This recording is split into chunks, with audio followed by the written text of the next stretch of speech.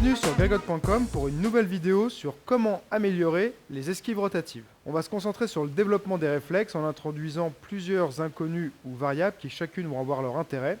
Je trouve ça important d'avoir plusieurs étapes intermédiaires entre des exercices codifiés, des répétitions de techniques avec partenaires, et le sparring ou le combat, parce que souvent on va avoir beaucoup de difficultés à appliquer ce qu'on a vu à l'entraînement, parce qu'il va manquer ces étapes intermédiaires avant de passer tout de suite au combat.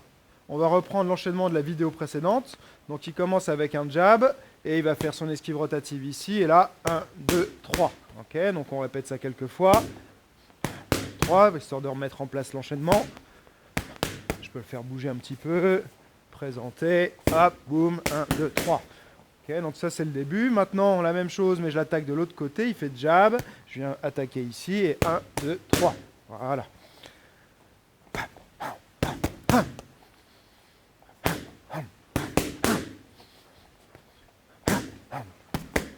Là je peux lui faire varier un petit peu la distance. Hop, pour qu'il vienne chercher le jab. Je pourrais aussi le faire reculer en avançant sur lui. Hop, boum.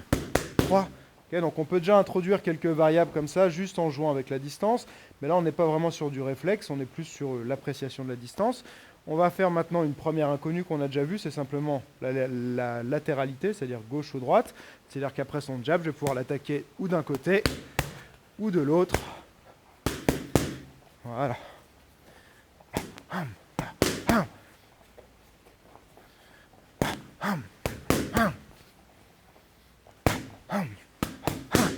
Okay, donc là, je ne vais pas à pleine vitesse, puisque on est vraiment sur le travail de réflexe pour lui. On n'est pas sur la vitesse d'exécution, on est plutôt sur la vitesse de réaction. Donc mon but, c'est pas là d'aller à pleine vitesse, surtout si par exemple ma vitesse à moi d'exécution est supérieure à la sienne. Je vais réussir à le toucher très souvent, mais lui, ça ne va pas spécialement le faire progresser pour autant sur ses réflexes. Donc je vais suffisamment vite, mais j'adapte ma vitesse en fonction de la personne que j'ai en face. Encore un petit peu.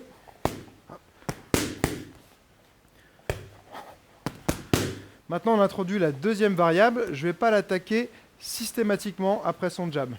Comme ça, ça va permettre de gommer l'anticipation, de savoir qu'il y a forcément une esquive et on descend quoi qu'il arrive. Donc il va faire son jab.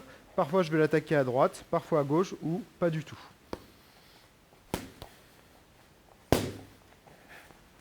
Voilà, donc lui, son boulot, c'est essayer de ne pas anticiper quand il n'y a pas d'attaque. Et réagir. Voilà, uniquement quand il y en a une. Voilà, on ramène bien son jab, on ne le laisse pas tomber. Voilà. Hop. 3.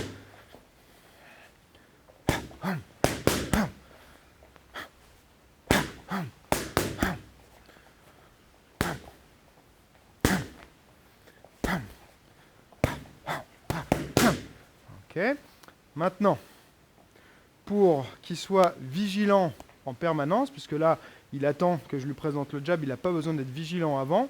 Je vais pouvoir l'attaquer avant son jab également, en crochet gauche ou droite, ce qui fait qu'il est vigilant avant, okay, et il est vigilant après son attaque, pour voir s'il y a une attaque qui arrive ou pas. Donc d'ici, je peux l'attaquer directement. 1, 2, 3, voilà, stabilité, hop, 3, à gauche ou à droite. Je peux lui présenter, ne pas attaquer, ou attaquer de l'autre côté, voilà. Hop. Ah, hum. Hum. Tourne. Hop. Ah. Hop. Hum. Hum. Hum. Ouais. Si jamais il rate, on a vu ça dans les vidéos précédentes, il peut toujours bloquer et remiser quand même pareil. Sachant que le but reste toujours de placer son esquive plus tôt. Hop.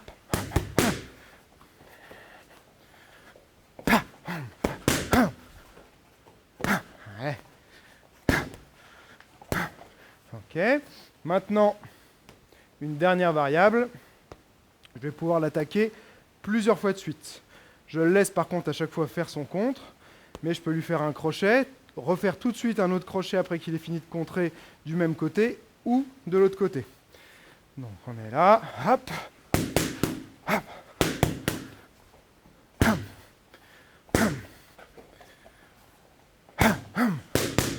Hop là, il a esquivé, bien.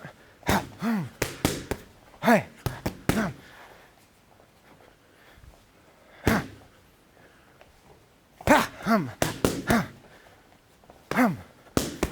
Hop. Ah ah.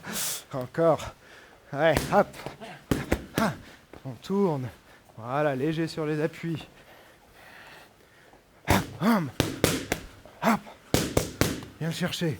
Boum. Ok, donc là déjà avec toutes ces variables, on va aussi avoir moyen de bien fatiguer son partenaire. Ce que j'aime bien faire, c'est mettre en place des systèmes, des approches pédagogiques qu'on va pouvoir reproduire. Donc là, c'est vraiment une illustration d'une approche avec le jab et les esquives rotatives, mais on pourrait appliquer ça sur pas mal d'autres techniques, d'autres contextes. Donc c'est vraiment le concept et la progression qui va être à retenir. On n'est pas sur du combat, mais Pierre me disait justement, c'est stressant, et effectivement, ça peut être stressant, on rajoute des feintes et tout ça, donc c'est vraiment une bonne étape intermédiaire par rapport à du sparring, parce qu'on commence déjà à avoir un petit peu ce stress de ne pas savoir ce qui va arriver, ni à quel moment, et on se rapproche progressivement du combat. On est sur internet, donc pour moi, le seul moyen de savoir si tu as aimé, c'est que tu me le dises. Pense à cliquer sur j'aime, laisser un commentaire et surtout partager sur les réseaux sociaux.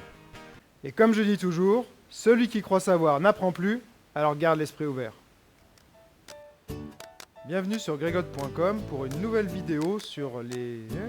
On recommence, ça commence mal. Allez, je vais y arriver rapidement. Bienvenue sur gregot.com pour une nouvelle vidéo. J'ai eu du mal à dire gregot.com. On refait.